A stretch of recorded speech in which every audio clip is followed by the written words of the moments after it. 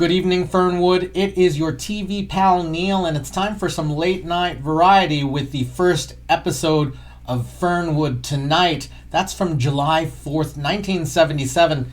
If you are seeing my face for the first time, well, as I said, I'm Neil. I have reacted to every single episode of Mary Hartman, and we're continuing that tradition here with Fernwood Tonight. If you don't know what a reaction show is, then we'll be watching together, and then afterwards we'll talk about the show, maybe talk about some other things. All I want to do is have fun with you, so if that's what you're in for, stick around. We are watching the first episode of Fernwood Tonight. The only thing I know about this series is that Barth Gimble is one of the hosts, and I don't know any of the other characters involved. Barth Gimble, who we remember from the end of Mary Hartman, very recently had some hospital mishaps. That's really it. I don't know how much recapping I will be doing as we continue this Fernwood Tonight series and the Fernwood, Good Evening Fernwood whole line. But that's where we stand. So I believe the only thing we can do right now is go, go, go.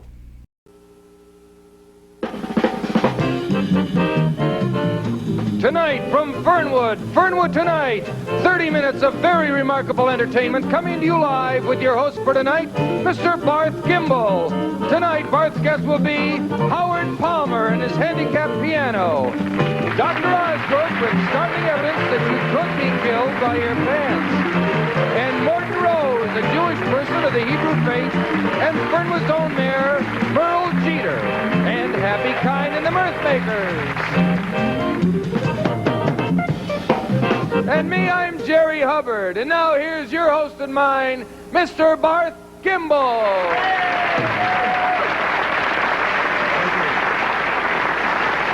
Thank you.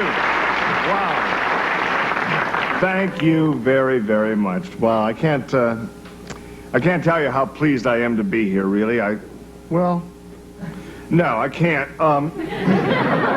I can tell you, however, though, in the weeks to come, I think that Fernwood Tonight is going to be an entertaining and a very informative television show, and I, for one, would like to be part of it.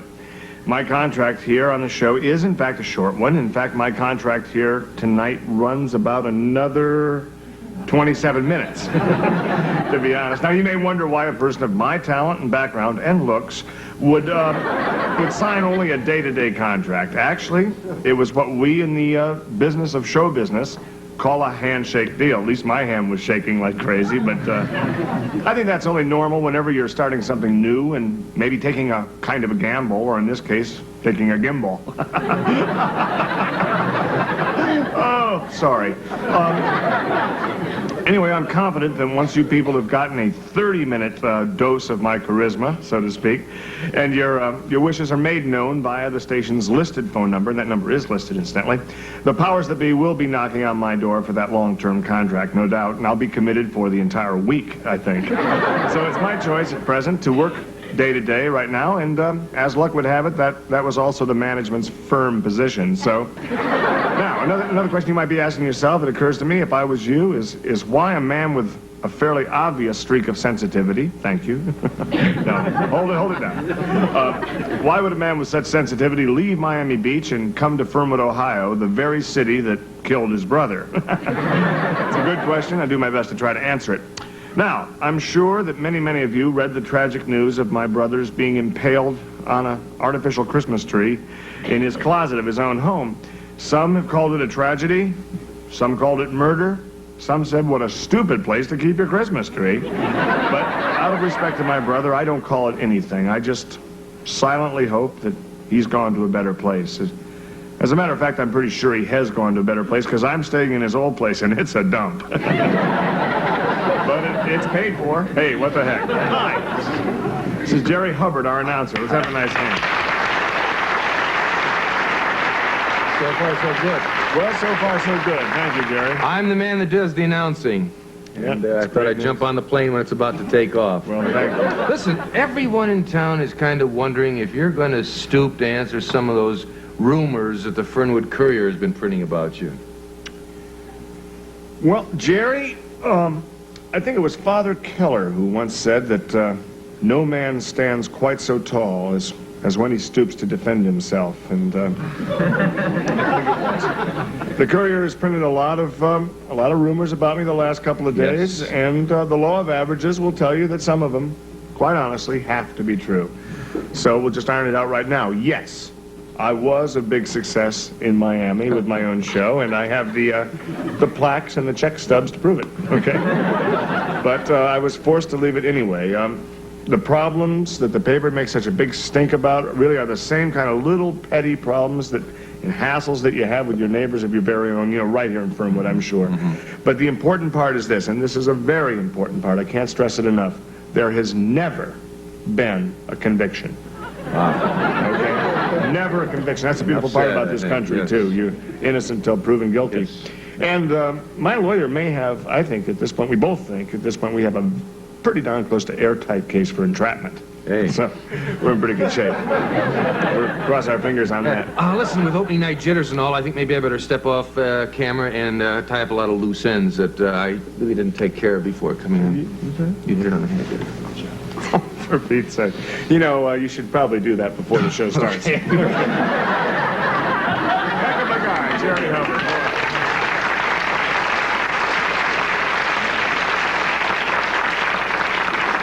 Yeah, that's the problem with beer. You don't buy it, you rent it. Our first guest tonight is a credit to the entire community. Those of you who made pledges during the Fernwood Dimes for Disease telethon are going to be pretty thrilled to see that your money did go to some good use. Mr. Howard Palmer was told that he would have only 3 months to live and that he would probably never play the piano again. That's a pretty strong 1-2 right there. But your dimes, and in some cases your quarters, bless your hearts, have made it possible for the Fernwood Community Hospital to purchase an iron lung and an upright Steinway. Now, I want you to know that this man does not in any way want your pity or your mercy. He just wants to live a useful and productive life and make a little music, for crying out loud. It is with great pride that we present to you the piano stylings of Howard Palmer.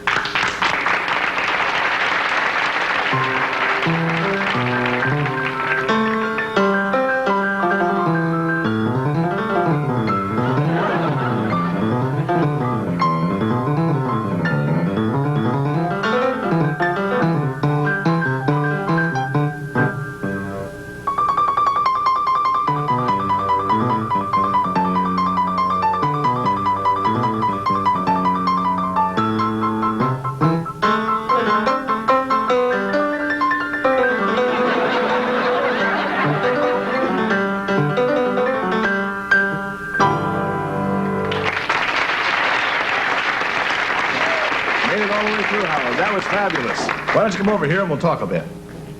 Oh, stupid. I think. See that? Come over here. Howard, that was just sensational. Thank you very much. Good. Get that mirror out of the way. It seems snug as a bug in a rug in here, Howard. Thank you, Bart. Must be kind of a comfort to know that you own instead of rent, huh? It's a privilege, yeah. I'm sure. Well, we're delighted you could be with us, and we hope maybe you could come back and see us sometime in the future. The near future, of course. Oh, that'd be just fabulous. Okay, we'll be right back after these important words. Thank you. Howard, thank you.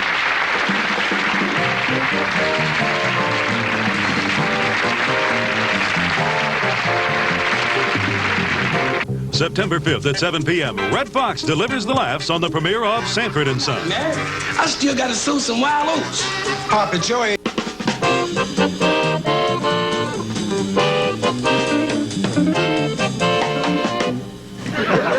Thank you. Here we are back with Happy Kind, the Mirth Makers, Jerry Hubbard, and of course, Howie Palmer. Howard doesn't know the meaning of the word handicap, does he? He certainly does. Makes me embarrassed to complain about my rose fever. Well, it should. I'm really looking forward to some great times in this series, Jerry, assuming we're able to renegotiate for tonight, of course, partly because of the great people I'm working with. Jerry here, for instance. I've just met him, but I'm sure he'll grow on me. I know a lot of you folks at home have probably seen him here on Channel 6 over the years, and if you grew to love him, who am I to judge? I'm just kidding, Jerry. Hey, if you can't kid each other, who can we kid, right? Well, I understand you've done some really great things here on Channel 6. I've been told I have, yes. Many of the kids in the audience probably recognize me as Cowboy Willie on the Uncle Funny Pants show. And for a number of years, I was the quiz master on our senior citizens game show called Dialing for Dentures. Many of our senior citizens out there have fond memories of that show. And I've been on the executive side of things, too, working as director of our Sunday afternoon Gospel-rama. So, as you can see, I am more than qualified for this position, probably overqualified. And who knows, perhaps someday, maybe I'll be sitting in a chair like you are, hosting a show much like this. I certainly have the qualifications for that. Okay, Jerry, you certainly have the connections, too. I might point out that success is a little thicker than blood around here at Channel 6, because your brother, Conrad, I believe, is the station manager here at Channel 6, and... That is the coincidence of it, yes. Yeah. It's one for Ripley's Believe It or Not, but... Right. I guess all your talent doesn't come as any surprise to him, really. He probably saw it for years around the dinner table. Well, we kidded each other a lot there, and actually he moved away from home before I started going to the speech therapist. But I want you to rest assured that if, God forbid, they should have to extradite you to Miami, I'll be able to fill in either on a part-time basis or for the entire length of your sentence, and that could be a good long one from what I understand. But seriously, if that pesky extradition paper should come in, our next guest will be the gentleman who'll have to give the nod to kind of crate you up and put you on the freight train back to Florida. And I know this is a surprise for you on your first show here in Fernwood, but I'd like to welcome now the mayor of Fernwood, Mr. Merle Jeter. Come on out.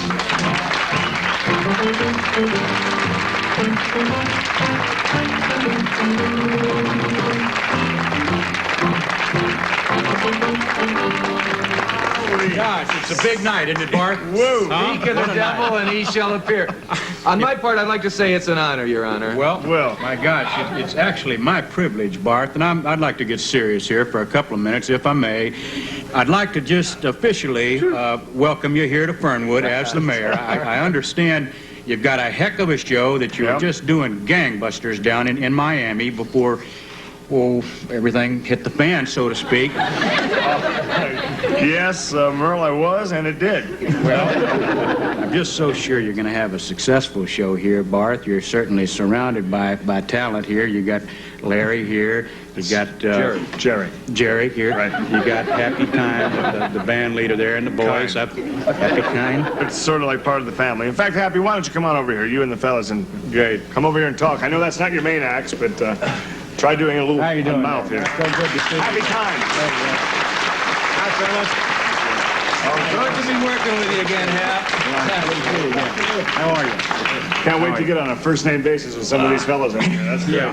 Happy was our band leader on that Let's Dance discotheque party I told you about. He could lip-sync almost any popular record of the day. But you know, Bart, the reason that I'm here is that I myself and the mirth makers here and all our fans out there, we want to welcome you publicly to Fernwood. Oh, for crying out loud. Yeah, Thank you. And in honor of that occasion, I'm inviting you to take out dinner after the show tonight at the fast food restaurant that I happen to own here in Fernwood. It's called the Bun and Run. Wow. Well, Happy, that is just really nice of you. I mean, you hear a lot about musicians being extra generous, and I think he certainly proves the case right there. Let me give you a tip. Don't go into his restaurant and order a hamburger and tell him to step on it. That's just a word of advice. Oh, boy. Can I interrupt you one second? Yeah, sure. I've been in quite a hurry here. I'm not going to get a chance to hear you guys play, but I have heard you so many times, Happy, and I just love you, all of you. You guys know that. But I'm going to have to leave and get back. Someone's got to mind that store, if you know what I mean. Absolutely. But listen, welcome so much. God love you, and good luck to you. Okay? Okay, I love it. That's you. Merle Jeter. Okay. Okay. We'll see you. That is terrific. Totally out of the blue. That's amazing. right. That's a busy man, too. That's right.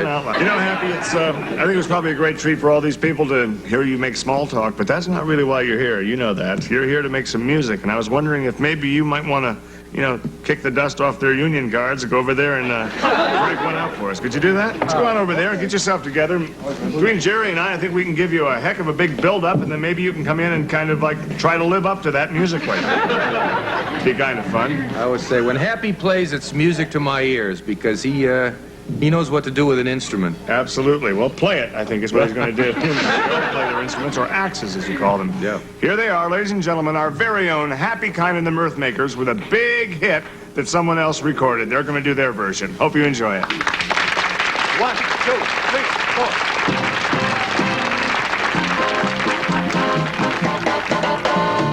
Everybody, get on the floor. Let's dance. Yeah! Don't fight that feeling. Give yourself a chance. Shake, shake, shake. Shake, shake, shake. Shake your booty. Do it, do it, do it, do it, do it, do it.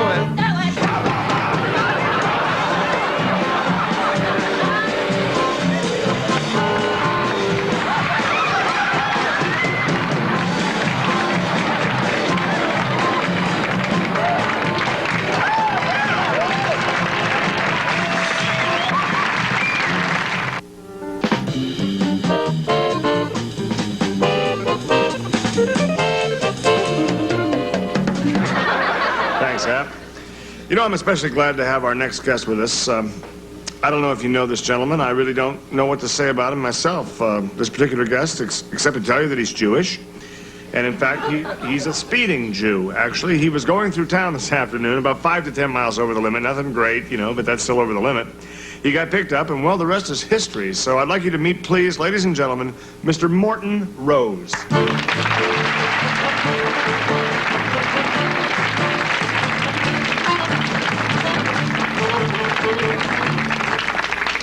Hope that seat's all right. I'm not sure what you're used to. Welcome very, very, very much, Morton. I guess it was just our luck that you were stopped today as you were driving through town, and it was the police chief's idea, and a pretty good one, I think, in fact, to have you on the show because, well, it occurred to him that many Fernwooders or Fernwoodians or Fernies, whatever they're calling themselves these days, have actually never seen a real live Jew before, and I think as your troubled, though very nice people know, it's just this kind of, I don't know, ignorance that often breeds contempt and prejudice and stereotyping, and I think we can help stop some of that by just letting them see you and see what you're all about. That's true, Barth, yes. And I think it's a service to let people know that you actually are, which I say, harmless, and just like everyone else. And I think right now we can put an end to a stereotype because, as you can see, he's completely normal looking. You look just like the rest of us. It's as plain as the nose on your face. That's right. I'm just a regular guy. Okay. Morton, let's start right out the top here. Where do you work?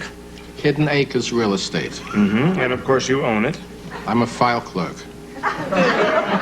Sorry. It's a surprise. May I ask you, why didn't you become a lawyer or a doctor like most of your other Jewish people? My family was poor and couldn't afford to send me to school. Your family was poor? Uh-huh. Are you sure you're Jewish?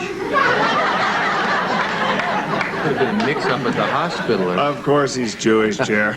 Tell me, Morty, if I may, do you have a family? Yes, I have a boy and a girl. One each. Yeah, it's amazing, really. I think this is quite an education for any Fernwoodians who may have never seen a Jew. Yeah. You've met Jews yourself before, though. Oh, definitely, yes. I've talked with them. I've had dinner with them. You name it. I know them inside and out, definitely. What tribe are you from, Mr. Rose?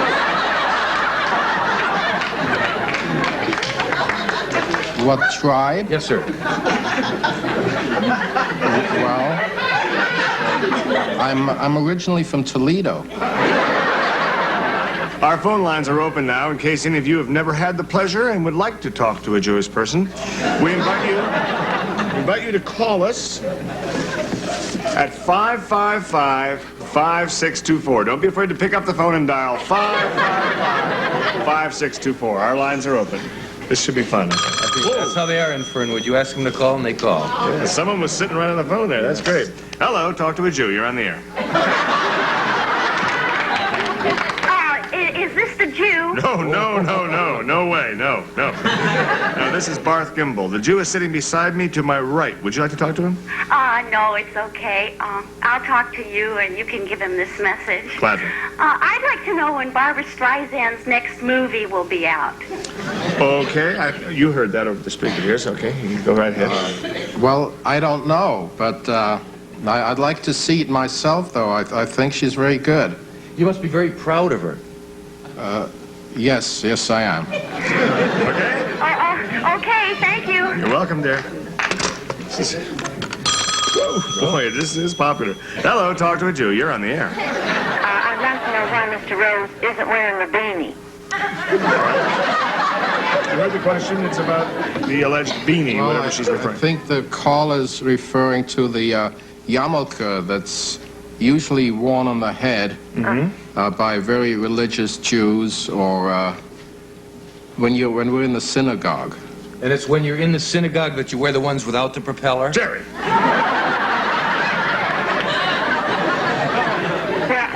I think those hats are just darling, thank you. Okay, well, thank you, dear. So long.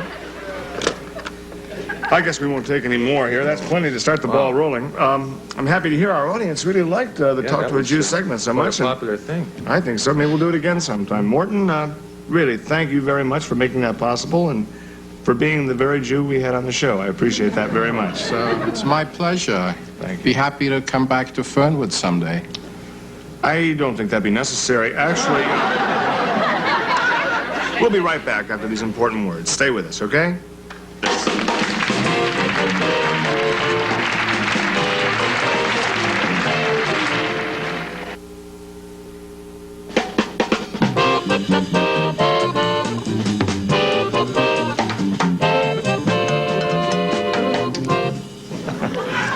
Thank you. My next guest has been working in conjunction with the State University Department of Biochemistry investigating the harmful effects of synthetic fibers. Would you welcome, please, Dr. Osgood. Doctor?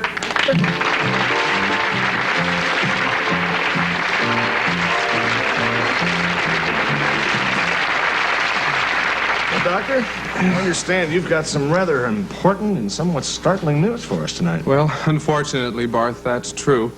We've just completed a 2-year study on the carcinogenic nature of various synthetic fabrics, polyesters, and double knits. Woo. Well, for most people here who are laymen, and myself as well, what does that mean in layman's terms? Well, the bottom line is, Barth, that leisure shoots cause cancer. Whew. Well, I wish we had more time to talk about that. That's kind of interesting, but we're just about done for tonight. I do want to thank you for coming by and chatting with us. Thank all our guests, actually, Howie Palmer. I'd like to thank Morton the Jew. Thank you for coming by. It was just terrific. This is Barth Gimbel saying I hope you come back tomorrow. In fact, I hope I come back tomorrow. I feel it went pretty well tonight. My contract should be renewed for another night. Incidentally, if you agree, well, maybe you might want to call the station manager, Jerry's brother here, Conrad Hubbard, and you can call him here at the station at 555-5624. That's 555-5624, okay? Thank you very much, and good night. Also appearing on tonight's show were Bruce Mahler as Howard Palmer, Felix Fisher as Morton Rose, Craig Richard Nelson as Dr. Osgood, and with a special guest appearance by Dabney Coleman as Merle Jeeter. Tonight at 6 on the streets of San Francisco, Tony Lobianco guest stars as a go-it-alone narcotics officer whose attitude puts Steve's life on the line. And next, Get Smart.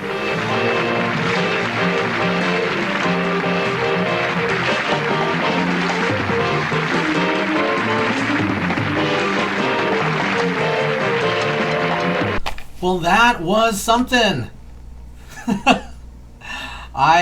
There were lots of little uncomfortable moments for me. I had a lot of fun. Definitely stuff that was pushing on some edges. And we start with Barth Gimbel introducing himself and the concept of the show, and then Jerry Hubbard, who was played by Fred Willard, went on to an incredible career in comedy and so many different parts over the decades and left such a legacy. We have the band leader Happy Kine and the Mirth Makers, who are their own little thing going on there. And then we bring on Howard Palmer, who we last saw at the Dimes for the Diseases telethon months and months ago. It doesn't look to me like the same actor, because in this case, Howard has the ability to play, classical piano, and that's where apparently the money from the telethon went. It looked to me to be an entirely other actor, but with the amount of time that passed between the telethon and now, I'm sure the TV audience at home without their VHS or DVD or streaming service in the 1970s wouldn't necessarily remember that. It was just as icky to see this person in the iron lung. Not that they're in the iron lung, but that sort of sense of, is this person being exploited? But also we know that Howard really loves the attention. That's something that was established when we saw him last. And then we bring in Merle, who up until just last Friday was in kind of disgrace with Fernwood. The whole town was ready to kick him out of office, and due to some last-second complete honesty, things turned around. If you haven't seen Mary Hartman, I hate to spoil it, but that's where we sit right now with Merle being, as popular as he has ever been. And he comes in, and that also gives time for Happy Kine and the band to come over and make themselves familiar to us in the audience. So that's a fun little visit, and it sort of builds this sense that Fernwood is a world, right? Like, it's not a cinematic universe, but it's a television universe, and that these shows and these spaces exist in some kind of crazy timeline, right? And then Merle takes off, and that leads to Happy Kine covering a number which would have been the very popular hit Shake Your Booty from the 1970s. Well, that certainly was a rendition of that song. And then we bring up Morton Rose, who in this episode is famous for being a person of the Jewish faith, and that's something that would be sort of rare in Fernwood. I don't necessarily have words for the exchanges that we saw here. I think in some ways it's intended as a kindness, as a kind of representation that wasn't necessarily present in the 70s, or at least in Fernwood it wasn't present. But here there are so many awkward exchanges. And before we ask, of course, Norman Lear is of Jewish descent, and that this is a bit of sort of good-natured ribbing of his own ethnicity, right? It is awkward to hear this, and clearly Jerry is kind-intended, right? Kindly, his intentions are kind, but those were really awkward questions for me to be hearing, not to mention any people of Jewish descent themselves, or folks who take in the Jewish faith. Awkward for comedy's sake, of course, but definitely awkward. And then we end with a doctor who comes on to give a very short and succinct warning to the populace that leisure suits cause cancer. Of course, polyester would be something that was pretty popular, not to mention the fact that our man Barth is certainly wearing a lot of it. But that's where that episode ends, and it certainly is an experience for sure. I expect I will be hearing your opinions of the series, and that's something I look forward to. So now I have a few different topics to address. One is a response to one of the questions that we asked back in January, and that was, who were the couples that were most interesting, intriguing, etc. in Mary Hartman, and we got a response from Ariel Malanga. Garth and Patty and Mary and Tom, both of these marriages have been very disturbing to me. Martin Mull was terrifying as Garth, and Tom is maddeningly inconsistent and often abusive towards Mary. Most of the other characters are too absurd to take seriously, but Garth and Tom are awful spouses. Yeah, I mean, of the couples of the show, those are certainly two that really deserve some discussion. Tom and Mary, their troubles start with episode 1 and end shortly before the end of series 2, right? So their relationship was really difficult, and that's something that we could discuss over the course of the long term, but they both came in with, I suppose, fictional views of what marriage should be. We didn't really get to hear why they got into the marriage. We know that they married very young, but by the time we meet them, they don't really get each other at all, and that's something that they go on a journey about through the entire series. And then, of course, hey, we are looking at Barth Gimble during Fernwood 2 night, and he certainly mentioned his brother Garth, who had a violent end after wreaking abuse, physical, verbal, mental, emotional, through his household, mostly aimed at his wife Patty. And that is a big discussion to be had, right? Like that whole topic of spousal abuse, and especially wife battering as it was presented here in the show, it was really harrowing to watch. It's a really huge discussion, and I don't think I can really do it justice, but that's exactly, those are great responses, Ariel, and that's why we have those questions of the week. The second thing I want to bring up is I got a gift from one of my earliest viewers, and I can say that because this is a person who I knew before I started Good Evening Fernwood, and that is Matt Sears. Matt is a personal friend of mine who I've known for many, many years, who watched all of Good Evening Fernwood up through as late as, well, here we are. I suppose he's been here this whole time, even before I actually figured out how to get video into the videos. Well, that's how long Matt has been with. And hey, Matt sent me these coasters, these Mary Hartman coasters. I'm going to get a close-up on the screen for you, and also include the QR code that will get you a link to his coaster making service. So there you are. These are super cool. I'm really stoked. I figure I'll have to put some drinks out and maybe have some guests over to have some Mary Hartman time. But that's where we are. Everyone, we are continuing this journey. We have 13 weeks of Fernwood 2 nightly. So hey, if you enjoyed that, I enjoyed doing it for you. So thank you so much. We will see you tomorrow night in Fernwood.